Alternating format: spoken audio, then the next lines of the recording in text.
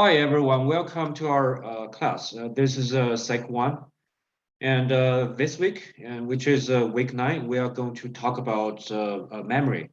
And memory is a very important topic in cognitive psychology. And this week, we are going to talk about how memory works in the mind, how to form memory, how to retrieve the memory, and we are going to talk about some problems with memory. And at last, we are going to talk about how to enhance our memory. And as we know that everyone has memory, everyone has known about the past history of their experiences, and they can form the memory of so that they know that what was going on in the past. And this is about memory. But how does our brain form the memory? How does that work? So let's talk about it.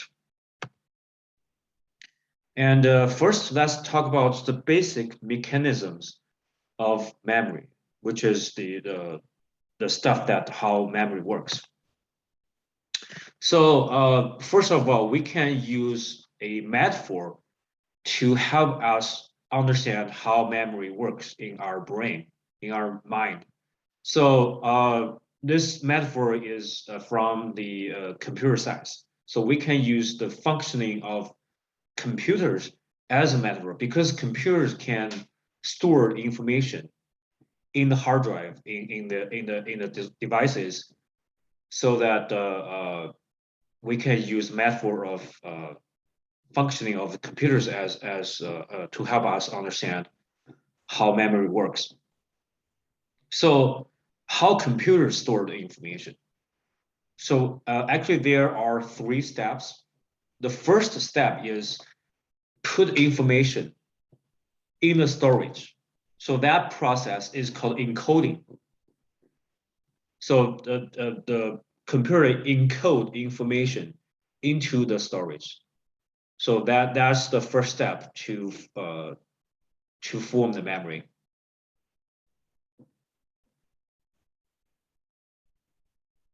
So the first step is encoding, and the second step is storage. So after the information is encoded into the storage space in the computer, and the computer need to store this information, store all of this information, no matter it's in the hard drive or it's in the RAM. And later, those stored information need to be retrieved, need to be used, right? So why to store those information into storage space? Because those information is useful in the future. So the computer need to retrieve, need to find those information from the storage space. So that process is called a retrieval. That is the last step of memory. So we can see that there are 3 steps in total. The first step, put the information into the storage space. That process is called encoding. And the second step, those information need to be stored somewhere in the computer. And the third step, this computer need to retrieve some kind of information when those information is needed. So actually, the cognitive psychologists actually use this metaphor, use the functioning of computers to understand how memory works, to understand how brain process information, store the information into the brain, and retrieve those information from the brain. So also in memory, in the mechanisms of memory, there are also 3 steps. The first step is encoding. So now we are not talking about encoding of information into the computer storage space, but we are talking about the brain is encoding the information into itself, into the brain. So the memory is a information processing system. So that is what the memory is. It's a system in the brain. It's a part of the everything in the brain. It's an information processing system. So the first step is encoding. So encoding means the input of information into that memory system. Put information from outside world, from the environment, from our reasoning into the memory system. So that process is called encoding. So the whole process of encoding can be unconscious or conscious. It means that we can consciously, intentionally put some information in our memory. We can consciously memorize something, but at the same time, we can unconsciously remember something. We are not consciously memorizing those stuff, but we remember those stuff because the brain is doing that job automatically by itself. We are not intentionally remember some of the information, but the brain does its job. So that process is called unconscious encoding. So the unconscious process of encoding is called automatic processing. That is the encoding of information without any conscious awareness. So we are not consciously aware of that process, but the brain is encoding the information into the memory system. So that is called automatic processing. So the examples are the details of our daily experiences. We have a lot of experiences every day. We are not, we do not, sometimes we do not want to memorize those details in the daily experiences, but we did. Our brain did that job for us. And the second type of encoding is called effortful processing. So effortful processing, we put effort in memorizing those information. We put effort in putting the information into our memory system. So that's called effortful processing. Encoding the information with work, with attention. We pay attention to those information. We try to memorize those information. So that's effortful processing. And based on the different types of information that can be encoded, there are different kinds of encoding as well. So the first type of encoding is called a semantic encoding. So we can encode some semantic information. Those are words and the meanings of those words. So we can learn new words if we learn another language, or if we have seen some words that we never seen before. We can encode the information about that word into our memory, and we can know what the meaning of that word is. We can memorize the meaning of that word. So that is a semantic encoding. So when we were growing up, we do a lot of effort in doing semantic encoding because we need to learn a lot of new words and we need to know their meanings. So semantic encoding is very important for our life. And another type of encoding is called acoustic encoding. So it's just encoding of information about sounds. We hear some sounds and we can remember those sounds. When the same sounds is happening again, we can remember, oh, that is a sound that I heard before. That is acoustic encoding.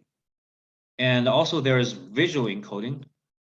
we can encode information about the stuff that we have seen, which is the images. We can encode some images because how do we know we have seen cars? Because we have seen cars before and we remember the images of cars, right? So that if we see cars again, we can recognize them. We can know, oh, that is a car. Those are cars because I have seen that before. So that is visual encoding. That is not only semantic encoding. So we need to know the meaning of the word car. And we have seen a car.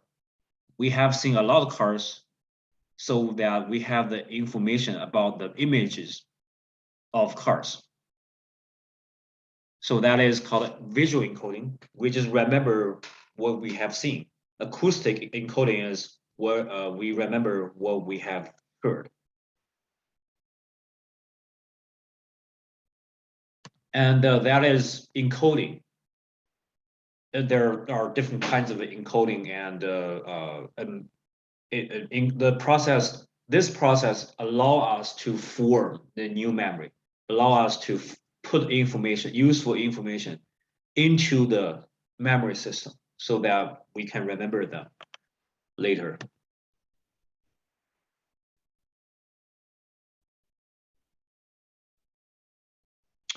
And the psychologists found that semantic encoding can result in stronger memory.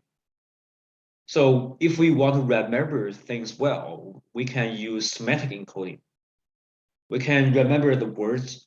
We can remember those sentences. We can remember the meanings of those words and sentences. Why is that? Because it involves a deeper processing of information. For acoustic and visual encoding, we just remember what we have heard and seen. That is it. So that processing is relatively shallower, but semantic encoding result in like abstract thinking. We need to think about the meaning, abstract meaning of those words, so that the brain is working on it. The brain is putting more effort in processing those semantic information, so it can lead to a stronger memory.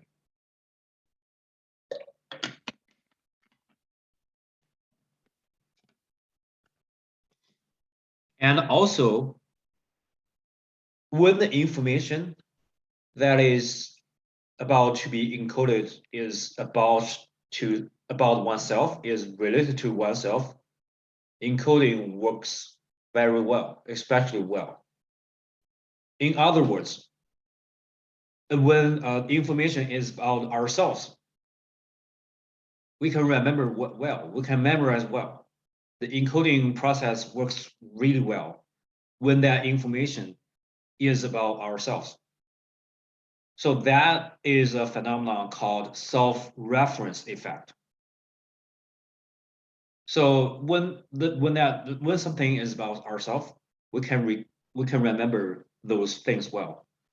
So that is self-reference effect. So if you want to remember something really well, you can use that. You can take advantage of the self-reference effect. You can relate that information to yourself. You can think about, oh, why this information is important to me, why this information is related to myself. And think about that. And probably you can remember that information very well later.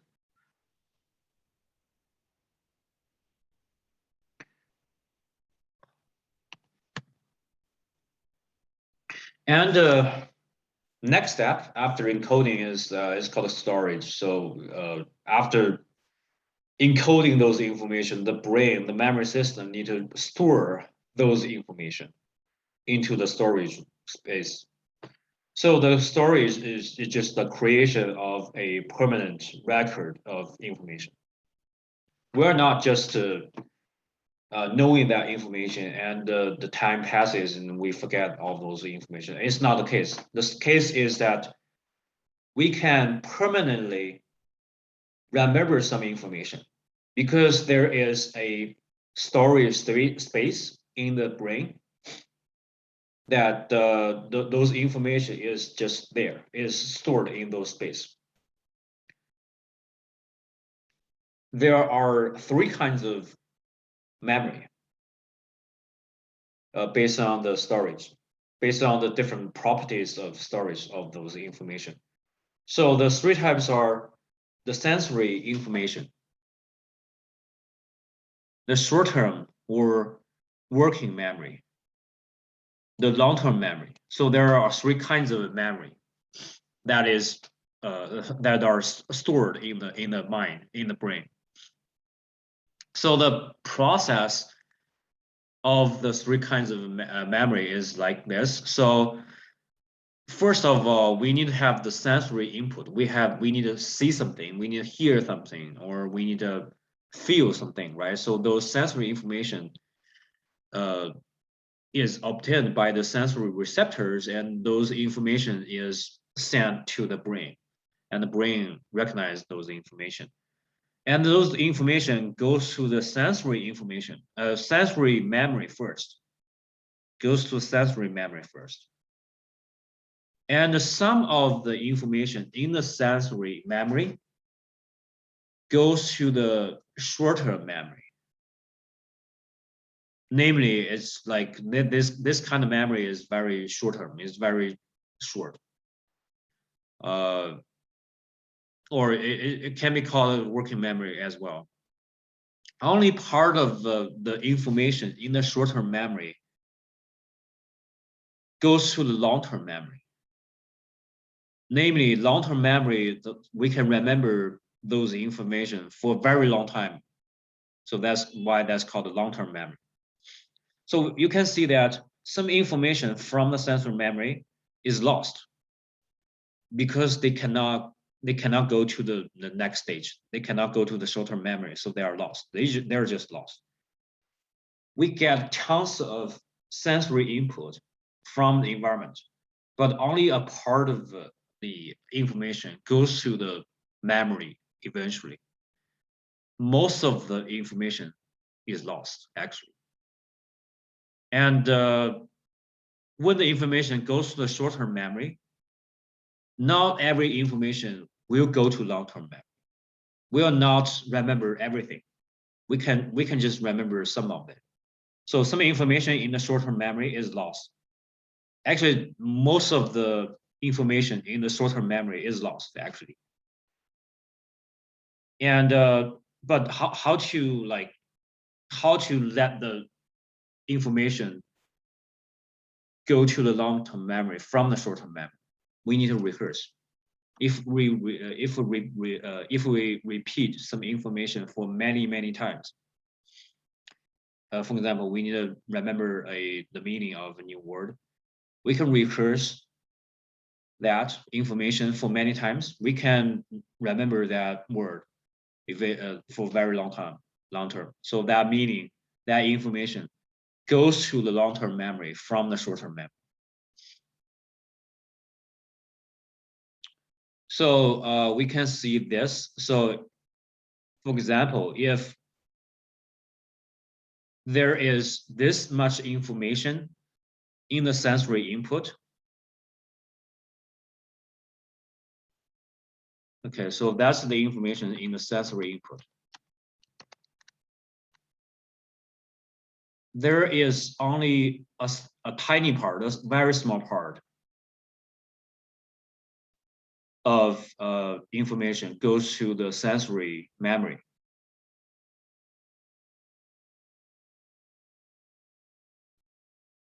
Sensory memory. Yeah. And there is only a small part. I can't even write down. So you can see it. A very small part goes to the short-term memory. So Yeah. So this tiny part is just the short-term memory. And even a smaller part of short-term memory goes to the long-term memory. So this is the long-term memory here. So only a tiny part of the information actually eventually goes to long-term memory. So you can see the sensory input. There's a tons of information goes to the sensory input, but only a tiny part goes to the sensory memory. Only a tiny part of the sensory memory go to short-term memory. And after rehearsal of some information goes to long-term memory. And actually, most of our daily experiences are just lost. We cannot remember those that many.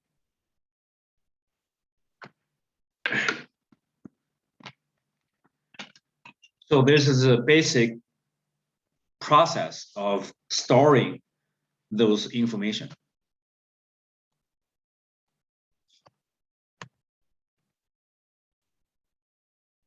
So sensory memory is the storage of some senses, some really brief sensory events, such as the stuff that we have seen, the sounds that we have heard, the taste, the textures, and so forth. So we have a lot of senses, right? So we have learned that we have the audition, we have the olfaction, we we can taste things, we can feel the things with our fingers, we can feel the textures, we can feel the temperatures, and we can see things, we can hear things, and those information goes to sensory memory first.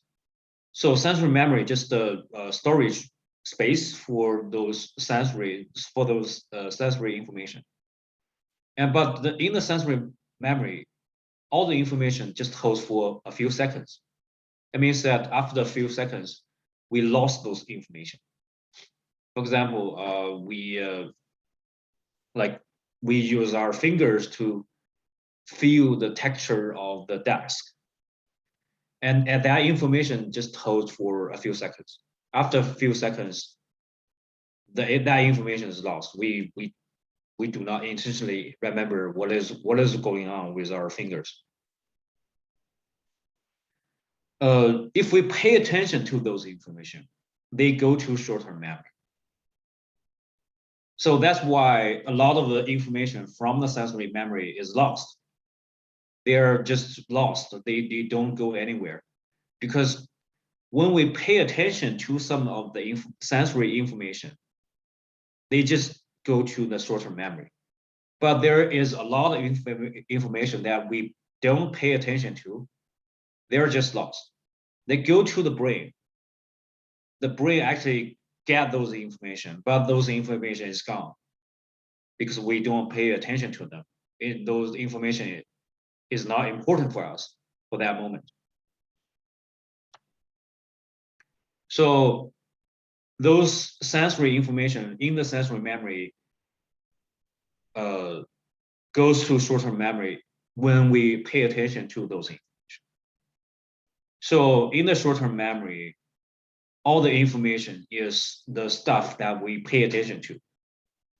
And also it's called working memory. It's because it's a temporary storage space. It's not long-term. It's just really temporary. It's still temporary. Sensory memory is very temporary. And the short-term memory is also very temporary. It's a temporary storage system that process those sensory memory information. The duration of short-term memory is a little bit longer. It holds for about 20 seconds.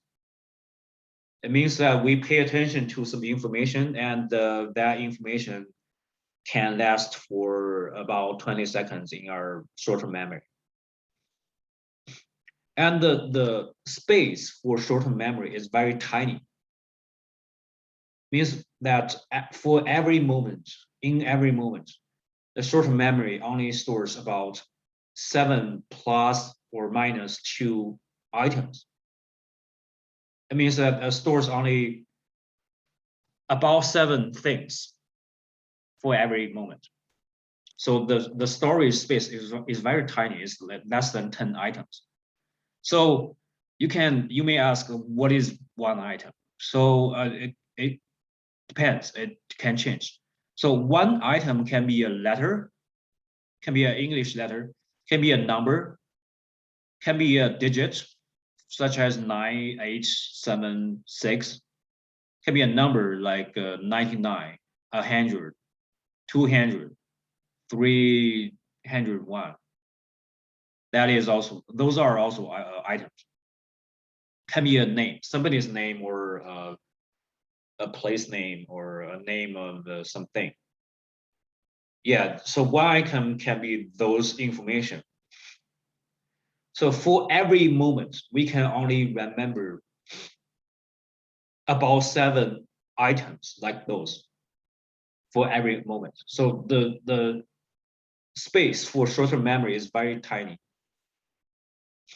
For example, if I gave you a telephone number, a telephone number contains like 10 digits.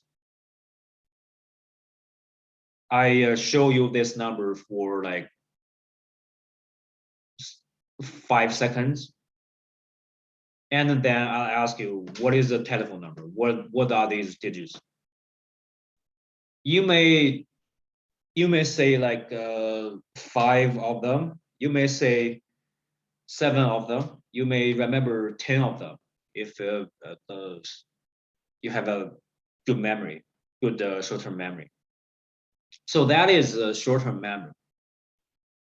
And if you pay attention to some information like the telephone number with like 10 digits, you haven't rehearsed, you haven't put effort in memorizing those information yet, and you can have some kind of memory, and that memory only contains like a few items, like less than 10 items, about 7 items. And normally the worst performance is remember like 5 items, like 5 digits.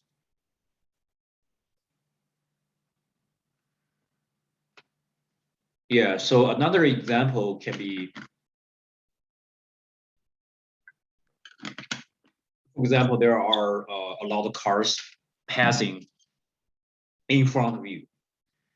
And later I ask you, what cars have you seen? You probably can only remember 5 cars. You can describe 5 cars.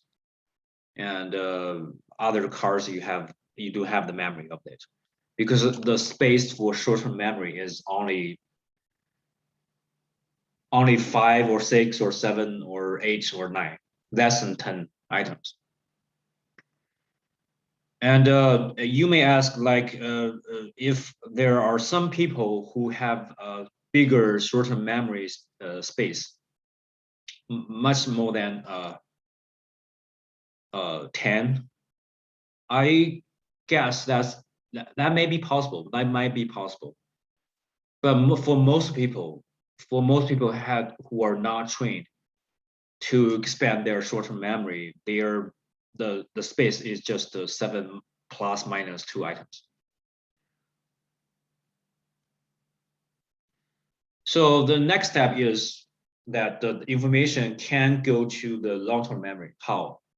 If the information is repeated for many times consciously, this process is called rehearsal. So we rehearse those information for many times. Those information might go to long-term memory. It means that we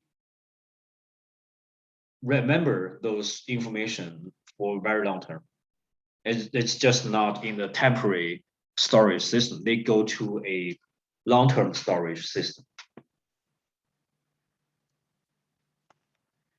So the third kind of memory is called long-term memory. In those memory, the information is stored in that system for forever, for a very long time. It's just not it's not the 20 seconds, or it's not a few seconds. It can be many years. And also the space, the limit for long-term memory is limitless. There's no limits for how much amount of information it can return. So so the space of the long-term memory is endless, and the duration of long-term memory is no limits, is limitless.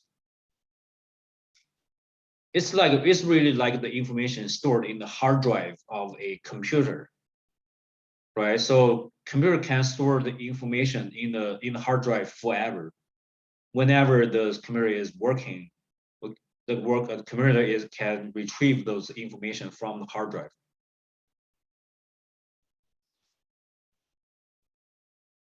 And there are different kinds of long-term memory. And there are two types.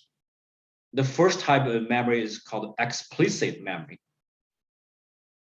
Why it's called explicit memory? Because the memory can be consciously remembered, can be consciously recalled. We can consciously recall the information in that kind of memory. It's called so that it's called explicit memory. For example, your name, your own name. When I ask your name, you can say your name. You can recall the information about your name from the long-term memory consciously. That's just explicit memory. Or the name of the state that you are living in, California, I guess. So you know that name, you know that information. You can consciously recall that memory. So that kind of memory is called explicit memory. There are two kinds of explicit memory. This first kind is called semantic memory. So semantic means like knowledge. So the semantic memory contains the knowledge about words, about concepts, about some knowledge based on language, and some facts. For example, your own name, the name of states that you're living in, California, and also the number of states in the United States, 50. So you know that there are 50 states in the United States. The name of the country, the United States of America. So those are the semantic information, the words, the concepts, the facts. For example, another examples can be like those car brands, like Chevrolet, Ford, Chrysler, or Mercedes, BMW. Those are the facts. Those are the words that that are stored in your explicit memory. So those kind of memory is called a semantic memory. And also there is episodic memory. Now, those are not about words or facts. Those memory is about the events you have personal experience. So episodic means the process or the experiences. So in episodic memory, there are all kinds of experiences, personal experiences. So you can remember what is going on in the morning today, what was going on in the dinner, what was going on in the lunch, what was going on in the afternoon. So you probably remember what was going on today. Those memory is about the episodic memory. Those are not facts or words or concepts, but those information is about the personal experiences that you have experienced.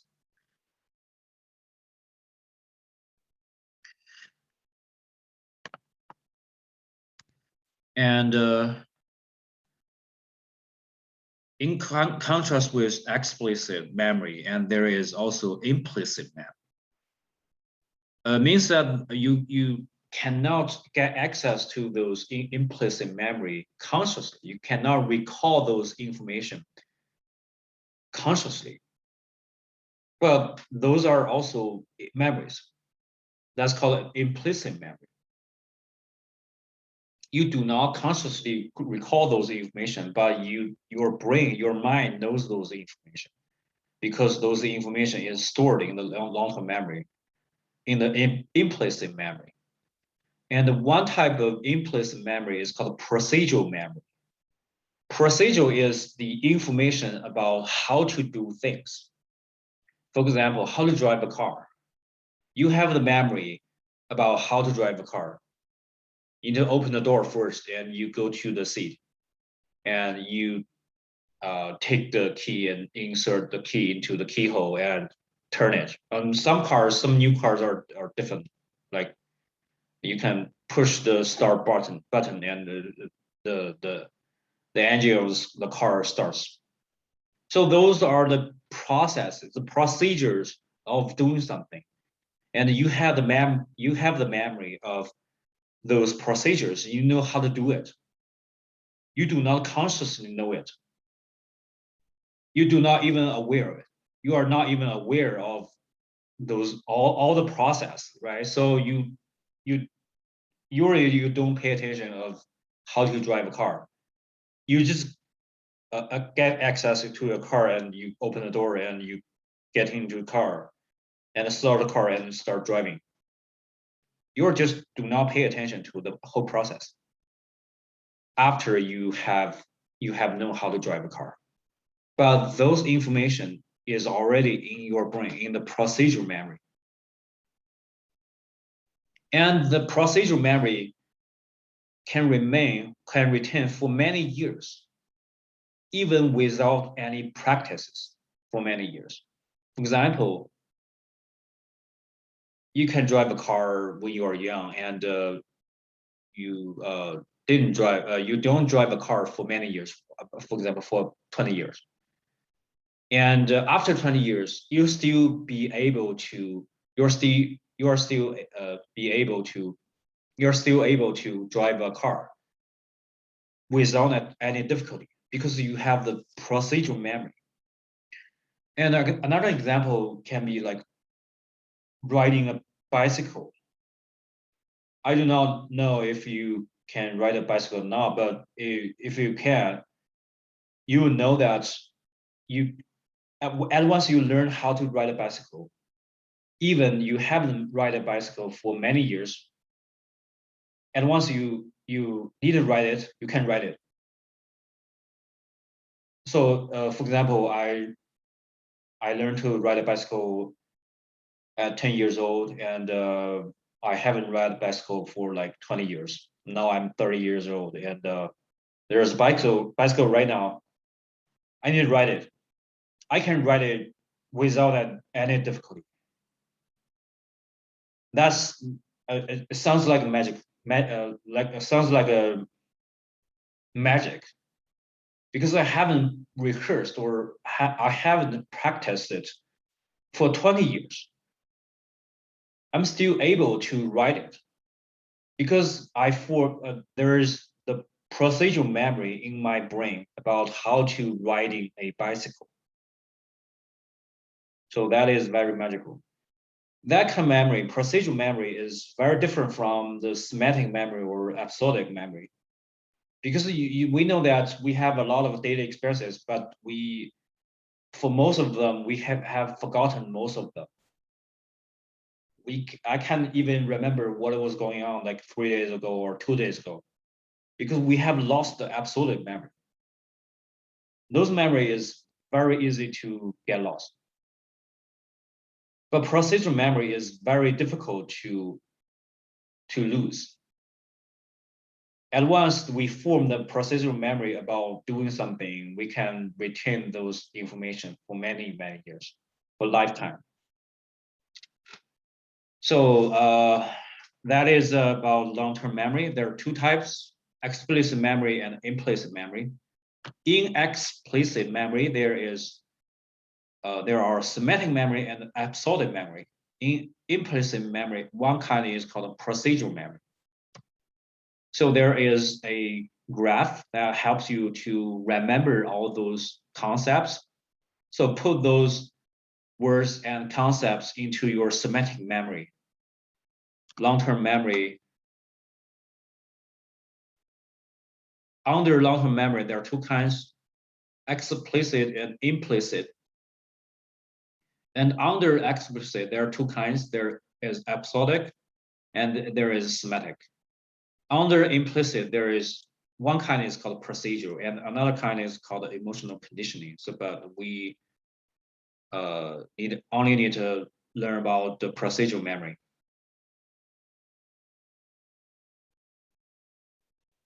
So that is about storage. And the third step is called retrieval. And once the information is stored in the long-term memory or even short-term memory, we need to use them, right? So we need to use those information. That is the purpose of storing those information. So retrieval is a process of getting information out of memory storage and back into conscious awareness. So when we are doing things, when we are working, when we are learning, when we are like interacting with other people, when we are doing things, we need to use those information that is stored in the memory. So we need to get the information out of memory storage and then use them, right? So when I ask you, what is your name? You need to retrieve the information about your own name from the long-term memory. So that process is called a retrieval. There are three kinds to retrieve memory. So the first one, that's very easy to understand, recall. If I ask you what is your name, you recall that name, right? So you just remember that name, your own name, get information without any hints or cues. I don't have to give you some like hints so that you can remember, you can recall your name. You just say it, you just know your name. You just get information from your long-term memory. That process is called recall. And another process is called recognition. So sometimes we need to get some hints or cues. If we see some information we have seen before, if we have the information, if we have the memory of that information, we can identify those information, right? So probably I cannot consciously recall that information directly, but I can identify that information when I see that information again. So recognition happens when we are doing the multiple choice questions. In the multiple choice question, there is a question that you can see 4 options.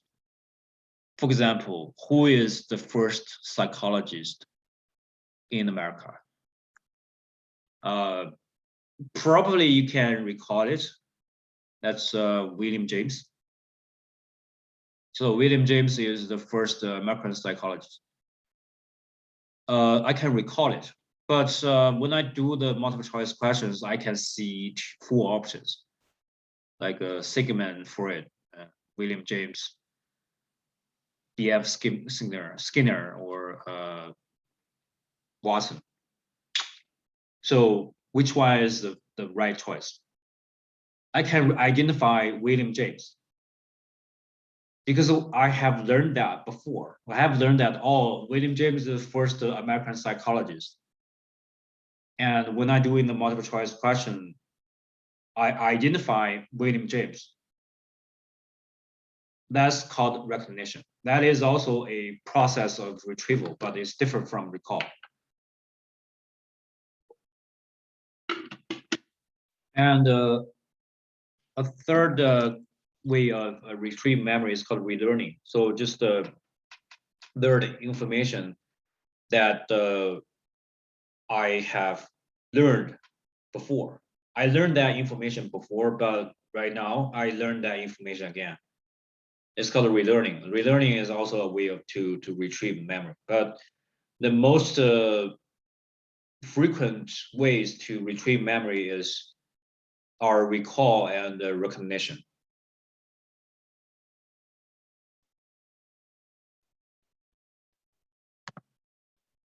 So right now we have talked about the three basic steps of memory, the mechanisms of memory. So the first step is encoding. So there are different kinds of encoding. And the third step is storage. There's different kinds of memory, different kinds of storage. And also the last step is retrieval. There are different ways of retrieving the memory. And next, in the next section, we can talk about the problems of memory. So this system is not always working well. Sometimes the system does not work well, very well. There are different kinds of problems with the memory. Sometimes we have the wrong memory. Sometimes we cannot recall, we cannot recognize, we lost the memory. There are a lot of problems with memory. The system is not working perfectly. And the first problem we can learn is about the loss of memory. The loss of long-term memory is called amnesia. So amnesia is a disorder, is a psychological disorder in which the people lose the long-term memory. Actually, there are different kinds of amnesia. The first kind, in the first kind, the person knows the old memory. They don't forget things, but they cannot form the new memory, starting from a certain time point. They cannot form the new memory. It is called anterograde amnesia. Starting sometime or someday, that person cannot form some new memory. Because that person cannot encode the new information into the storage. The process of the process that the information goes to the short-term memory, goes to long-term memory, that process is interrupted so that that person cannot form the new memory. That kind of amnesia is called anterograde amnesia. Probably because the brain is kind of damaged in an accident or in some kind of event. Starting from that event, the person cannot form the new memory. That is anterograde amnesia. And the second type of amnesia is retrograde amnesia. That person has no problem of forming new memory, but that person has lost the memory before a certain time point. For example, a car accident or some kind of a traumatic event. From that event, the memory in his or her brain has lost before that event. That is called a retrograde amnesia. Probably due to the damage of the brain is damaged, so the storage space is damaged. For example, the hard drive of that computer is destroyed. It's like, yeah, that's a metaphor for retrograde amnesia. So there are two kinds of amnesia. And the second second problem is called suggestibility. So let's learn about what suggestibility is. So when we need to recall some memories, when we are recalling some memories, the content of those memories can be changed to some degree. So when we recall the memory is changed. The information is changed. That happens sometimes.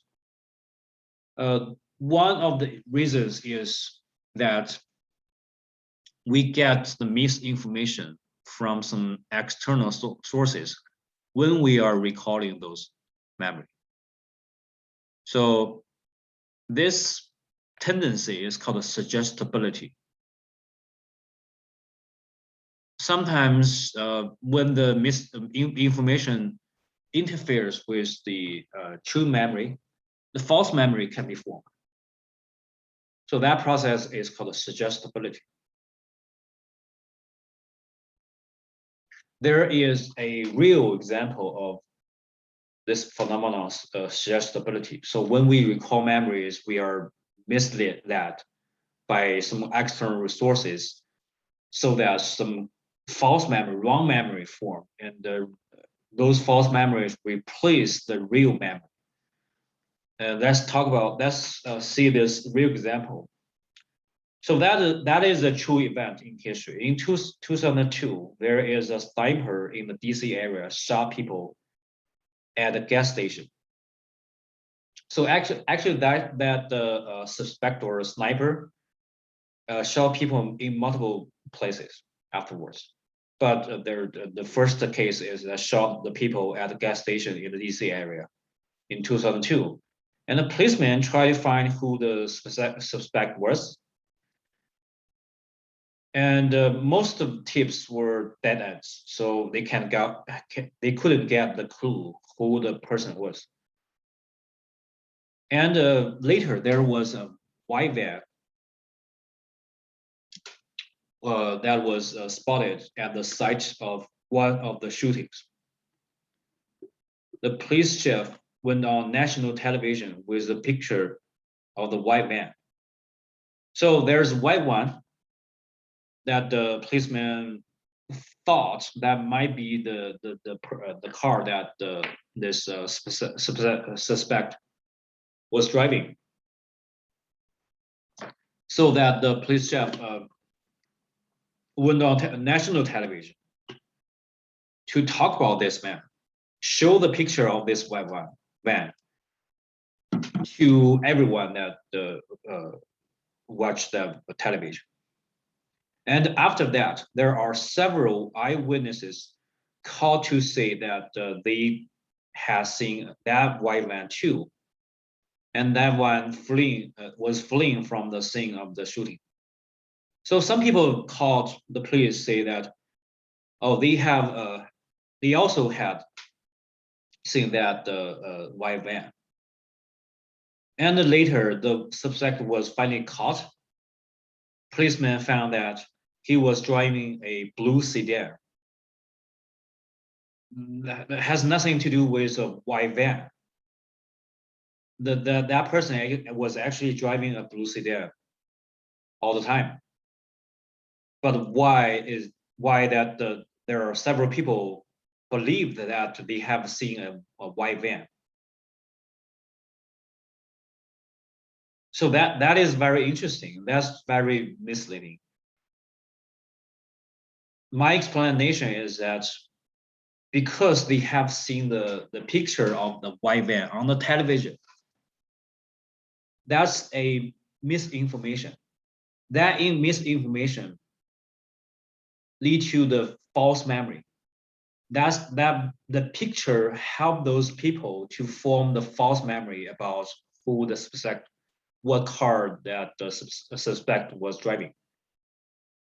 They form the new memory. Probably have seen another car, or probably they haven't seen any cars.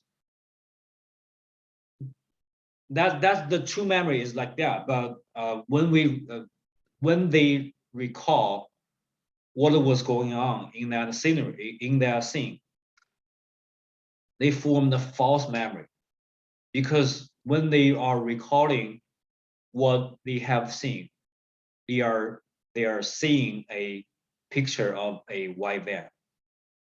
So because of that, the false memory is formed. The false memory replaces the original memory. So this is very important, a very interesting example that shows us what the suggestibility can be.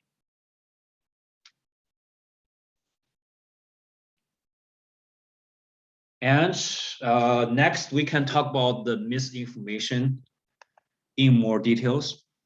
So misinformation is one way to lead to suggestibility. And there is a phenomenon which is called the misinformation effect. So after exposure to wrong or incorrect or misleading information, a person may misremember the original event. So when the person is recalling the information, is retrieving the information, and at the same time, the person get exposed to some misleading information. And after that, there is wrong memory, there is false memory that replaces the original memory. So that is called a misinformation effect. So the memory is actually modified when there is wrong information present while recalling the memory. Because the wrong information is present to that person, so that the memory is modified. The false memory is formed. So let's watch a video about this misinformation effect.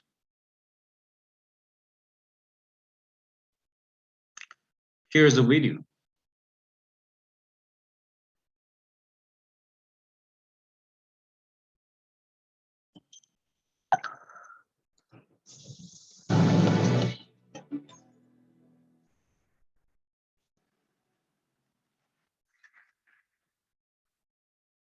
I'd like to tell you about a legal case that I worked on involving a man named Steve Titus.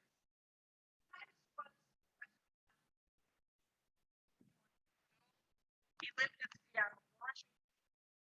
Age progressive, allowed to be married, he was on his wife, and one night the couple went out.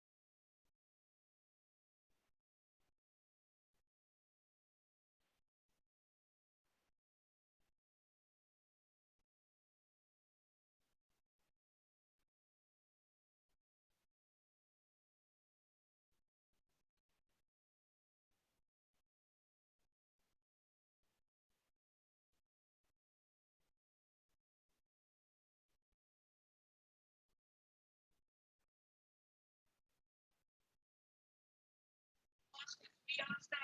She couldn't put up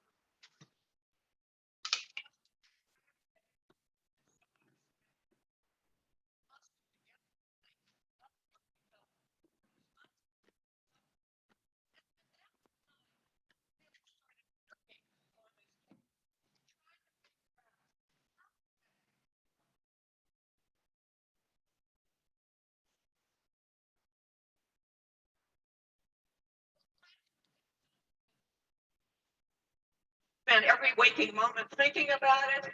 And just days before he was to have his day in court, he woke up in the morning, doubled over in pain, and died of a stress-related heart attack. He was 35 years old. So I was asked to with our friends and family because I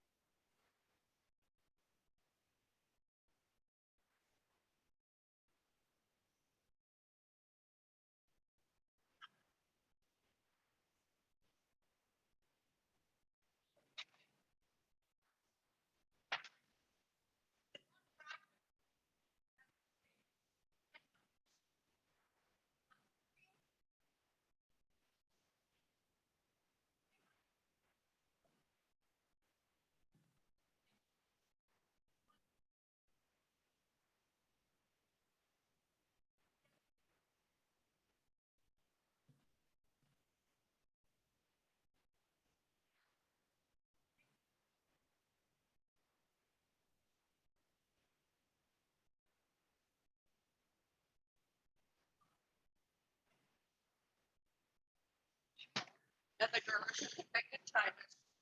Many people believe that memory works like a recording device. You just record the information, then you call it up, play it back.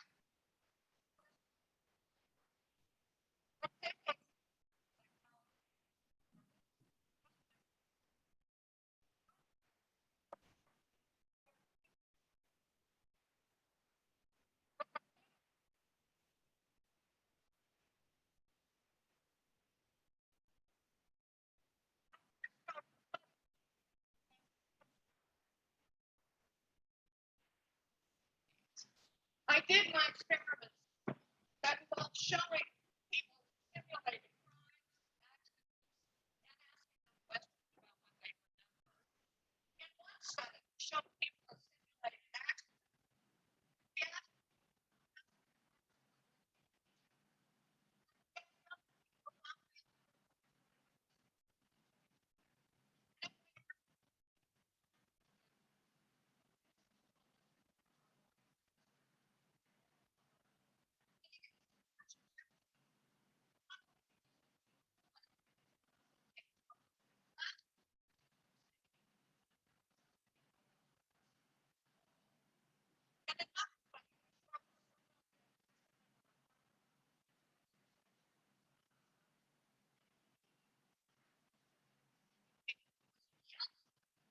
many witnesses of those papers receiving and being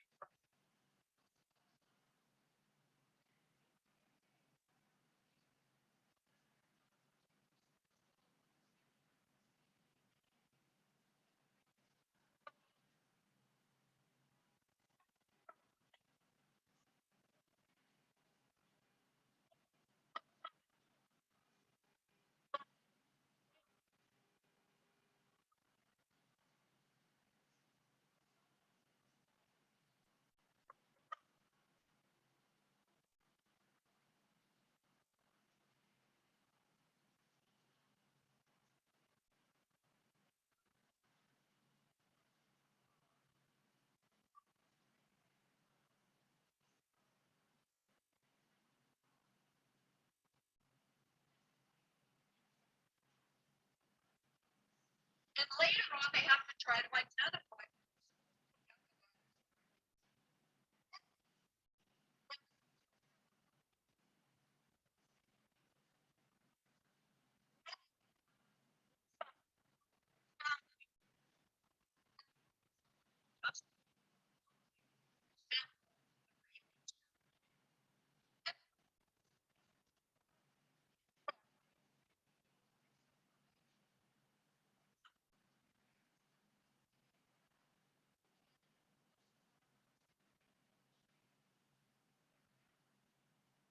there. misinformation is everywhere. We get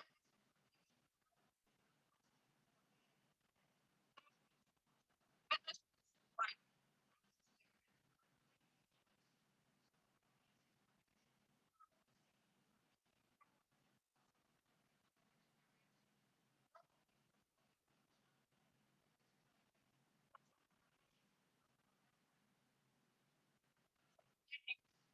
We began to see and even worse to treat some patients So we can stop the video here and yeah, this video is more than 10 minutes and we can stop here. If you want to watch the entire video, you can watch the video later. Here's a link in the slides. So the Professor Elizabeth Loftus have talked about the misinformation effect, have talked about that the people may be suggested to form some kind of false memories. And she had actually mentioned three experiments to show that people form false memory because of the misinformation. So let's talk about the first experiments that she mentioned in the video. So there are some kind of participants. So they were shown some films of car accidents or pictures of car accidents. So and after that, the participants were asked about how fast were the cars going when they here's a verb, might be like when they smashed into each other or hit each other. So in the video, she mentioned only two words. Actually, they did 5 conditions. They arranged 5 groups, or not only 2 groups. Namely 5 conditions. First condition is smashed. Use the word smashed. In the second condition, use the word collided. In the third condition, use the word pumped. And the fourth condition is hit. The fifth condition is contacted. So you can see that the smashed, this word is the most serious description of the car accident. The contacted, this condition is the least serious condition. And you can see smashed, most serious, collided, not that serious, pumped, less serious, like collided, and so forth. And they found that the participants who are in the smashed condition estimated the speeds that are higher than the speeds estimated by those in the contacted condition or hit condition. So it means that if the verb to describe the car accident is more serious, those participants estimated higher speed to answer this question. How about how fast the cars going when they blah blah each other? It means that they get the suggestibility, they get the suggestion from the word that is used in the question.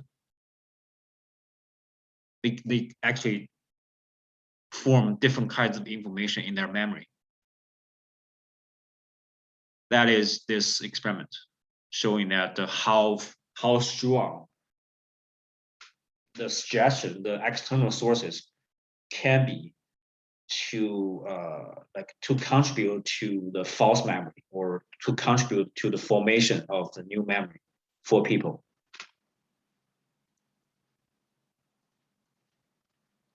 And there's another part of this experiment. There is a follow-up study, and the participants were asked if they saw any broken glasses in that film.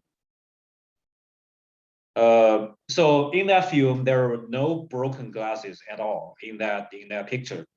But the persons who are in a smashed condition, the person who see the word smashed, they were most likely to say that they saw some broken glasses. They formed the false memory. They didn't. The original memory was replaced with the false memory, just because they see the word smashed. For those who see the hit or contacted, they might form the false memory, but the likelihood was lower, much lower than the people who are in the smashed condition. That's another evidence that shows that how strong the misinformation effect can be. How strong the external sources can interfere with the original memory, can make people to form some new and false memory. So that through these experiments, we can see that when people are recalling memory, if they are at the same time, if they are seeing or getting some misinformation, get some misleading information, they might form the false memories, and those false memories replace the original true memories. So misinformation effect is very, very frequent and prevalent, and you can see that everywhere. And that because of misinformation, the uh, the the evidence from the eyewitnesses might not be useful or might be very misleading in the court. And I have heard some cases that the eyewitnesses identify that person as the suspect, but that person was not. That person was just the innocent person. Like the case in that video that Elizabeth talked about, the case of Titus. There are a lot of cases like that. People just identify the wrong person as a suspect, and sometimes we have a lot of false memory. I believe that. I believe that I have a lot of false memory.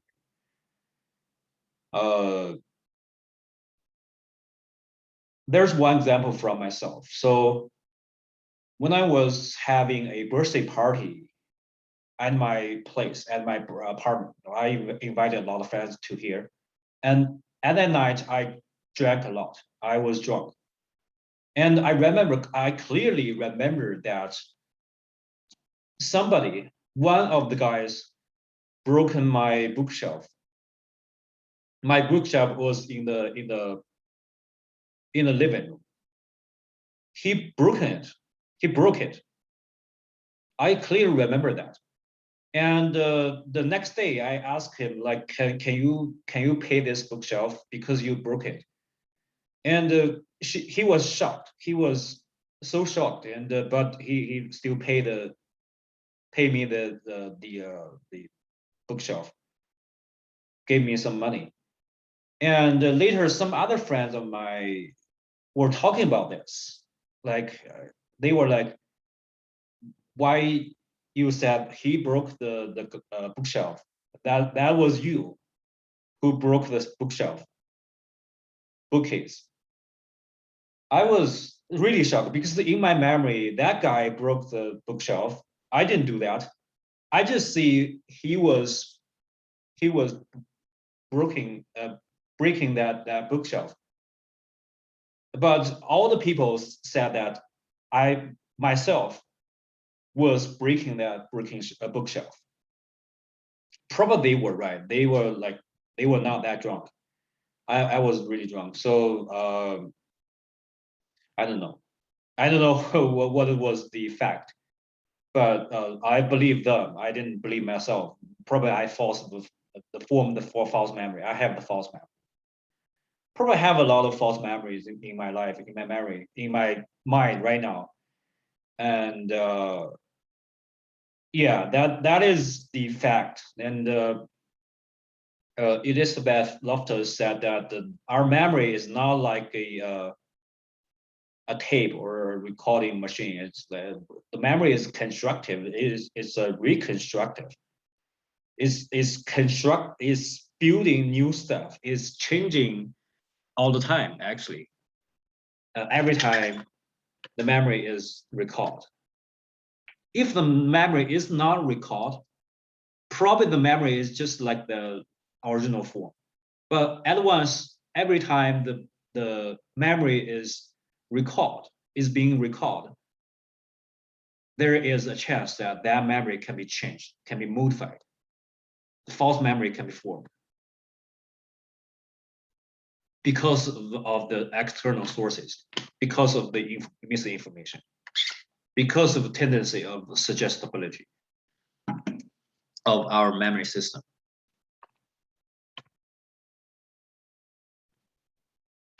And another problem that we can talk about is forgetting. So that is another very typical example of our memory system problem. So we all forget things. We forget things all the time. We all know what it's like. It's just lost information from the long-term memory. So there are different reasons for why we forget. There are different reasons. The first reason that why we forget is that we don't even encode information into our memory system. That is called encoding failure. We fail to encode the information. We try to remember those information, but we fail to encode those information into our system, into our memory system. We don't even have those information in our mind. So there is an example from the textbook. So there is a question. There are 4 options for different kinds of pennies. So what does penny really look like? You can stop the video, pause the video, and answer this question. Which penny, which option is right, is correct? So you can see there are these elements are the same, but there are different alignments of these elements on these 4 options. You can see in this one, yeah, here's a liberty here, but in the second option, there's no liberty. In the third option, the liberty and the year is on the bottom. The last one, yeah, is flipped. So which one is right? I don't know. I don't even know. I don't have the answer. I don't have an answer right now. I don't know which option is real, is right.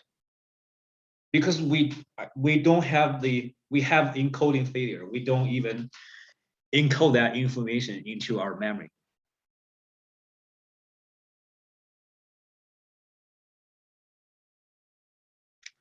Okay, so the second reason is called the transience for why we forget.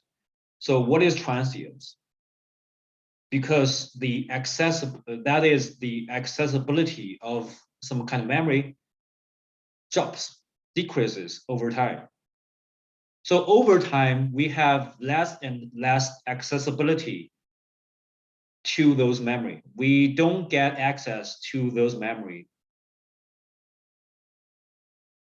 over time. So that is called transience. We just forget those information forever when the time passes. And the psychologist Hermann Ebbinghaus found the phenomenon that people forget information very quickly. They do not get, they lose the access to those memory very quickly. So he found that on average, after 20 minutes, 50% of the information is lost. Means that for example, I work hard to memorize some kind of knowledge, and after 20 minutes, I will forget 50% of those information, even though I work really hard to memorize those knowledge. After 20 minutes, I forget half of them. That's what the Ebbinghaus curve shows us. And after 1 hour, after 24 hours, after 1 day, 24 hours, 70% of the knowledge of the information is lost. So after 20 minutes, half of the knowledge is lost. And after 1 day or 24 hours, 70% of the information is lost. So you can see the curve on the right. It's called Ebbinghaus curve. It shows us like for how long we can remember how much percent of the information, or how much of the information is lost. You can see like 20 minutes, after 20 minutes, like, yeah, we can retain only like half of the information. So after 0 minutes, we can remember 100%, but we forget the information very, very quickly during the next 20 minutes. Half of the information is lost in 20 minutes. And we can see in 24 hours, we can lose like 70%. We can only retain 30% of the information after 24 hours. So you can see the curve is very steep within the next 20 minutes, but it's not as steep within the next 24 hours. After 30 days, 31 days, after 1 month, we can only retain like 10% of the information. It means that if I try hard to memorize some kind of knowledge, after 1 month, I can only remember 10% of it. Just that's a lot. That's what really happens to our mind. Every person is like that. So that's why we forget. It's just because the accessibility of memory just decreases over time. That's called the transience.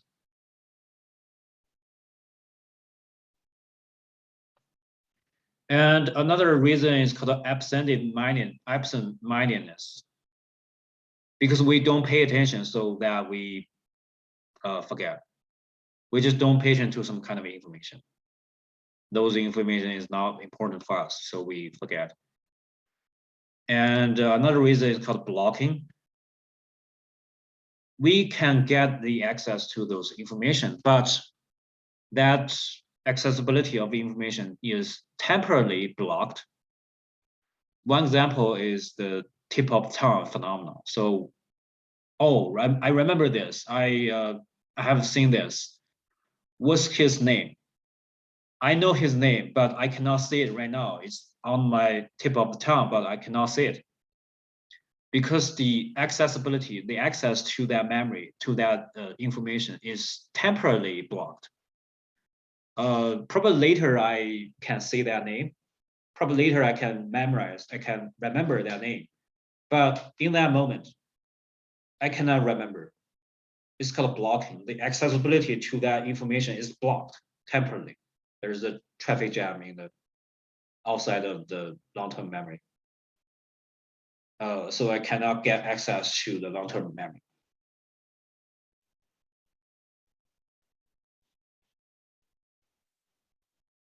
Okay, so that is about forgetting. And another problem that we can talk about is called the interference. So sometimes the information is stored in the memory, but it cannot be accessed.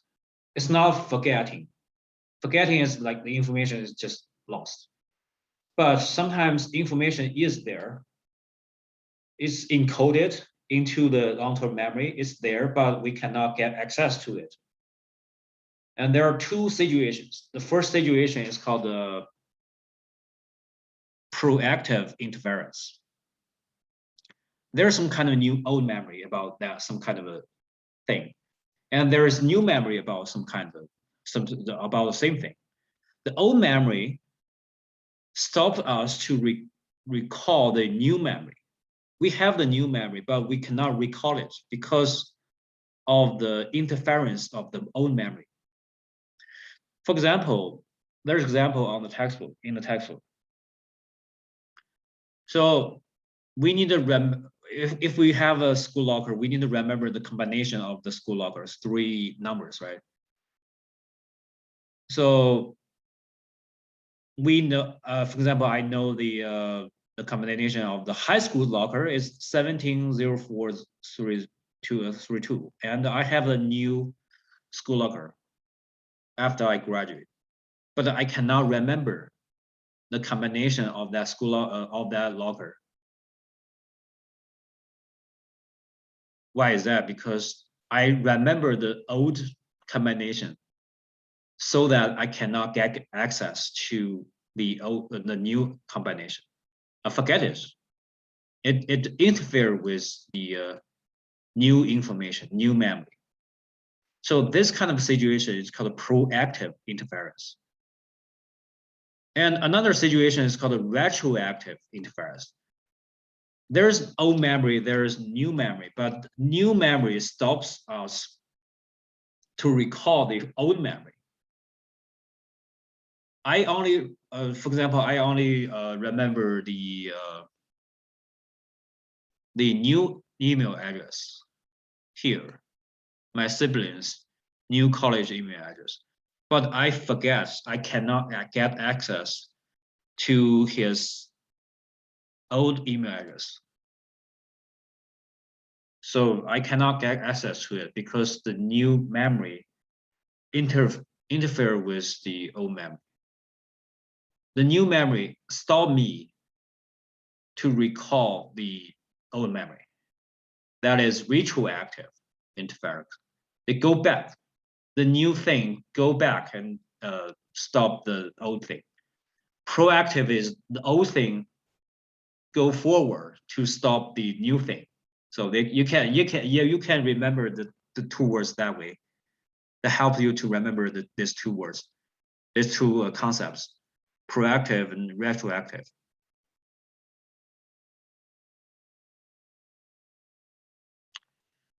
That is the interference, one of the memory problems. So we have finishing talking about those problems. We have talked about interference, we have talked about forgetting, we have talked about suggestibility and information, misinformation effect.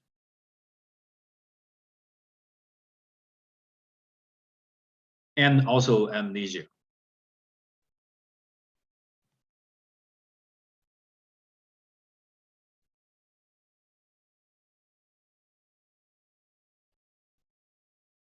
And the last part of today's lecture that we can talk about how to enhance the memory.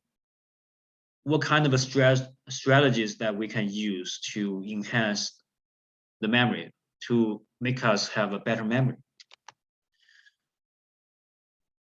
So the first strategy, the most basic one, is just to rehearsal. Repeat the information for many times. That is called rehearsal. And we need to consciously repeat that information for many times. Rehearse. If we want to remember something well, we need to rehearse that information many times, repeat that process. And that's very simple. That's the strategy that everyone knows, but that's very basic, very important. Because the basic way that the information from the short-term memory goes to long-term memory is through rehearsal. How does our brain judge some information should go to the long-term memory and what kind of information shouldn't? Based on how we rehearse the information. If we rehearse the information, this piece of the information for many times, our brain knows it. Our brain get order. Oh, okay. Our brain thinks, okay, this information must be very important. So this information goes to long-term memory. So we need to tell our brain that this kind of information is very important. So we need to rehearse that information. And another way is more skillful, like it's chunking. Chunking means like we can organize the information that we need to remember into units, into bits or chunks. So that's why it's called chunking, into different chunks instead just remembering all the stuff. So there is an example. If we want to remember a telephone number, like in the telephone number, there are 10 digits, 10 numbers. How do we remember the telephone number with 10 digits? And that's not an easy job because our short-term memory is only like 7 plus minus 2. We can put those 10 digits into 3 chunks. For example, this number is 520-555-0467. We can divide those 10 digits into 3 parts, 3 chunks. The first chunk is 520. The second chunk is 555. The third chunk is 0467. So the way to do it is you can remember the content in each chunk. So you can remember 520 first, 520, 520, 520. And now you remember that. And you can remember the stuff in the second chunk. It's 555. It's easy to remember. 555. And the third chunk is 0467. You can repeat that 4 digits a few times. And now you can remember the third chunk. And if you want to recall this telephone number, you just put the 3 chunks together. First chunk, 520. The second chunk is 555, 555. And the third chunk is 0476. 67, sorry. I formed the false memory. 0467. So it's easier to just remember 10 digits without any chunking process. You can chunk information into different chunks, and you can remember the stuff in each chunk, and you put all the chunks together, and you can get the complete memory of some kind of information. That's called chunking. That's very useful because through chunking, you can realize that you actually change the 10 items into 3 items, right? So if you consider one chunk as 1 item, you can just remember 3 items. If you don't do chunking, these are just 10 items. That's a lot for a person because the span or the limit of short-term memory is very tiny. And another strategy to have a better memory is called elaborative rehearsal. So it's different from just a rehearsal. It's elaborative. It's you can think about the meaning of the information that you need to remember, you need to memorize. You can think about the relationship between that new information and the knowledge that already stored in your memory. So you can link to the new information with the old memory. You can think about the meaning of new information. You can think about the strategy to like form a connection between the new information and the old memory that you already have. So take the last example, so that you need to remember the telephone number. So you know that 520, the first 3 digits is the area code for Arizona. And the person who has that telephone number is from Arizona. So that makes sense, right? That person is from Arizona. He has a telephone number in which the area code is from Arizona. That makes sense. So you know the knowledge about the area code in Arizona is your old memory, 520. That's the stuff that you already know. And you try to link the new information, the new telephone number that you met with the original, with the old knowledge that you already have in your mind. So now it's easier for you to memorize this telephone number. So first 3 digits is the area code of Arizona, and that guy is from Arizona. So it's 520. Yeah. So it's easier for you to remember. But the later 7 digits, you need to find another way to memorize those digits. So this is called elaborative rehearsal. You can connect the new information with the old knowledge. And another way is called mnemonic devices. Mnemonic devices.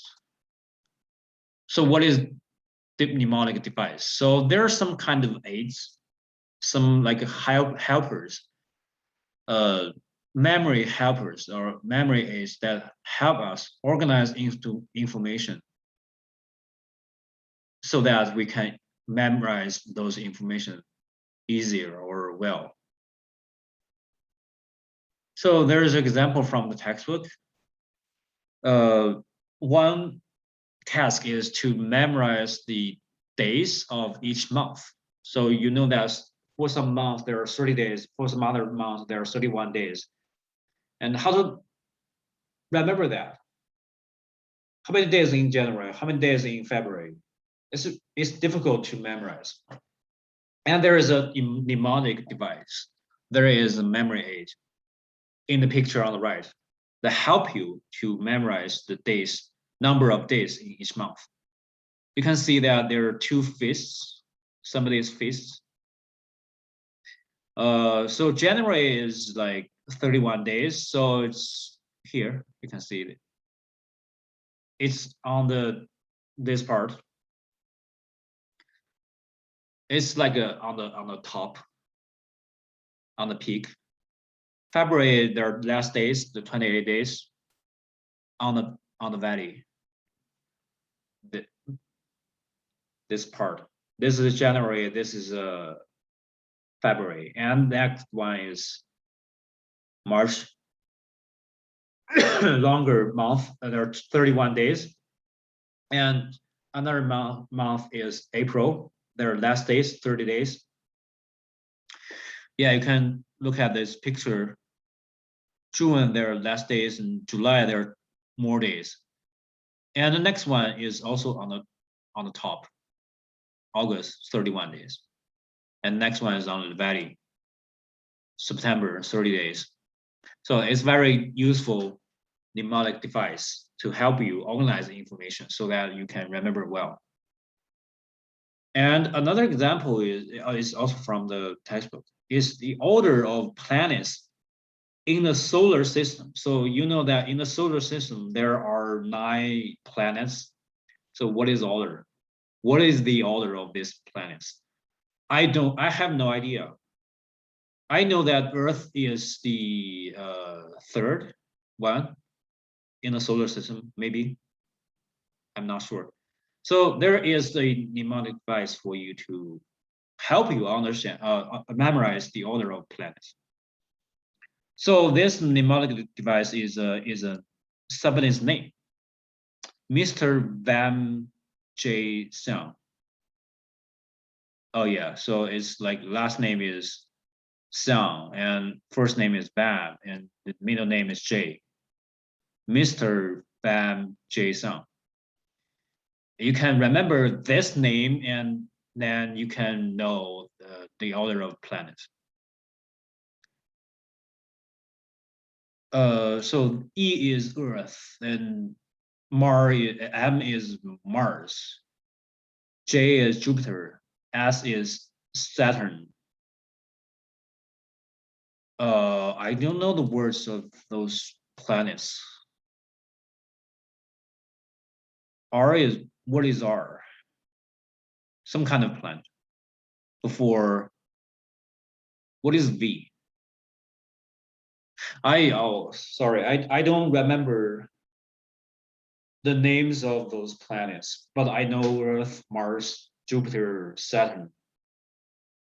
So, but it makes sense, right? So it's like you can remember the each letter in this name, and each letter is the first letter of that planet. So you can just remember Mr. Them Jason. You can know the order of those planets. So that's called the mnemonic devices. You need to figure out those mnemonic devices by yourself, or you can check out online about how to memorize those information. That is difficult to memorize. And the last one is like expressive writing and saying words aloud. If you want to remember something that is difficult to memorize, you can write it down. You can write those information down. You write it for once at least. And you can say those words aloud. Those help you memorize stuff. For example, if you want to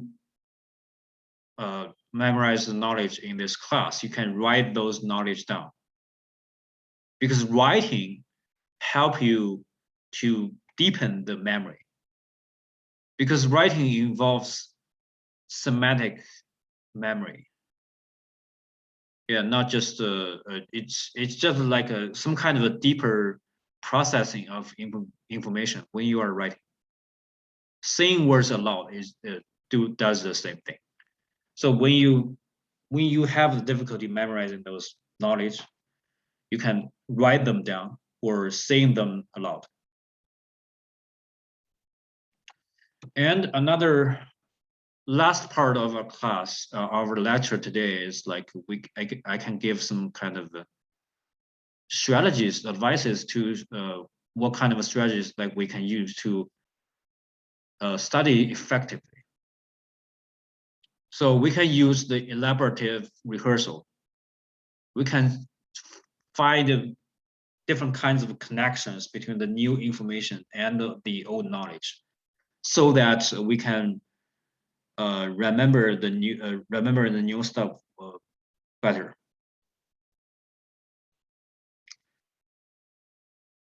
And another strategy is to use the self-reference effect.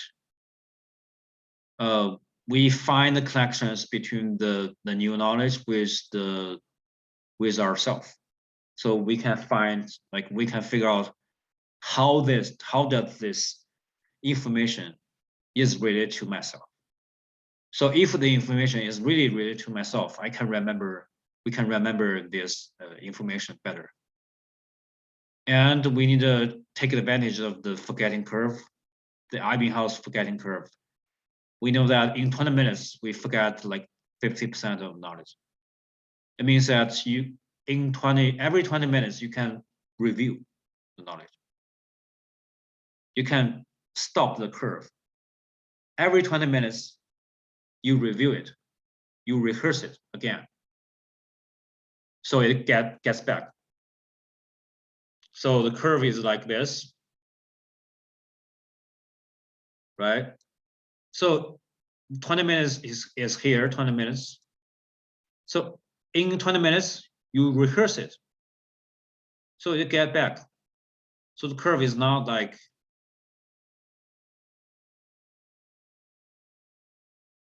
let me see, eraser. Yeah, so the curve is like this. And after 20 minutes, it's still like forgetting, and you rehearse it. It goes back to 100 or 90%. So you can intentionally change the forgetting curve by rehearsing it after a certain time duration. So after every 20 minutes, you rehearse it, you review it, you remember a lot of stuff. Yeah. And the third strategy is to have a lot of rehearsal, rehearse. That's the basic way to form the long-term memory, and it's very useful. It's very simple, it's very useful. And you need to be aware of the interference. Sometimes the old memory interferes with the new memory, and new memory interferes with the old memory. You need to figure out the differences between the two kinds of memories. Yeah, keep moving, have more exercise, and get enough sleep. You need to have enough sleep so that your mind can be refreshed. You can get concentrated more easily after getting enough sleep. So remember that when we talk about sleep and consciousness, there are a lot of benefits of getting enough sleep. Sleep does a lot of job to us. We need to get enough sleep to form the memory, to have a better attention. So that we can learn better. And we can take advantages of some kind of a mnemonic devices. Like the two examples that we just talked about. Those devices are very useful, and those devices are very smart. And I didn't know those before. And we can collect some kind of things like this, and we can use them to memorize the knowledge.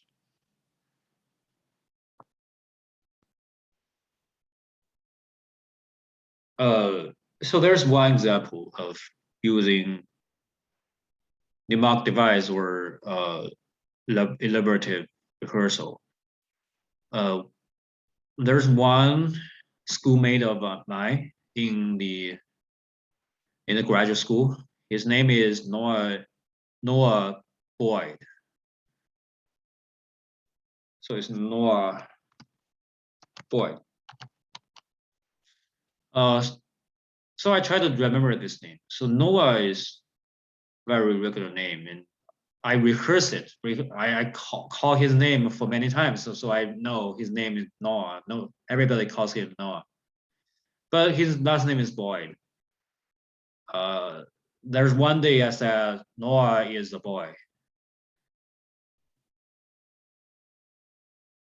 I said Noah is a boy.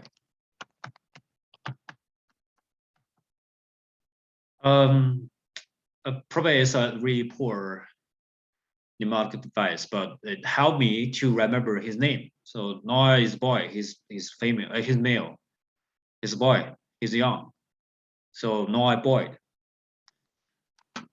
So you can find your own strategy to have a better memory of to study, or to have a better memory to have a better memory. And there for this week there is a extra credit assignment for this week. On Canvas there is a assignment. It's called a taking a short memory test.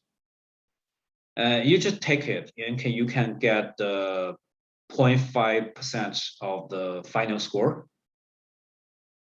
Let me show you how to take this assignment. So let's log into Canvas, and you can find assignments here. You can see the upcoming assignments, and you scroll down to the bottom, kind of bottom, and you can find actual credit. Take us, let's find, yeah, taking a short memory test. You need to find this assignment. And yeah, it's due at the 19th because it's extra credit question assignment. So you can take your time to finish this assignment. You click it, taking a short memory test. Yeah, it's 1 point, and you can take this test by clicking this link. after you finish it, you need to upload the screenshot of final web page that you see for this test. And you upload this screenshot to Canvas so that I can know you have taken this test. And this assignment accounts for like 0.5% of the total score. So the point is itself is 1 and percentage is 0.5%. Yeah, that's the extra credit assignment. And these are the concepts or knowledge that you need to know about for this week. So you need to know the meaning of these concepts. So including encoding, retrieval, and for storage, you need to know about short-term memory. You need to know about long-term memory. You need to know about explicit memory and implicit memory. So explicit and implicit memories are the types of long-term memory. Retrieval, like there are two kinds of retrieval you know about: recall and recognition. And these are about the concepts in the mechanisms of the memory. That's the way we talk about in the first part of the lecture today. And there are some concepts that you know about are from the problems of memory, like amnesia and suggestibility and misinformation effect and the transience. So those are the problems of the memory. And rehearsal is the strategy to enhance memory. So you need to know what the rehearsal is. So these are the stuff that you need to know about for this week. So these are the bottom line. So at worst, you need to know these concepts. And I hope you can know everything from today's lecture. And yeah, probably, hopefully you can have a better memory strategy. You can have a better memory strategy to enhance your memories after this lecture, after this lecture video, after you watch this lecture video. And we can finish the lecture for today, and let's see each other next week. And bye-bye.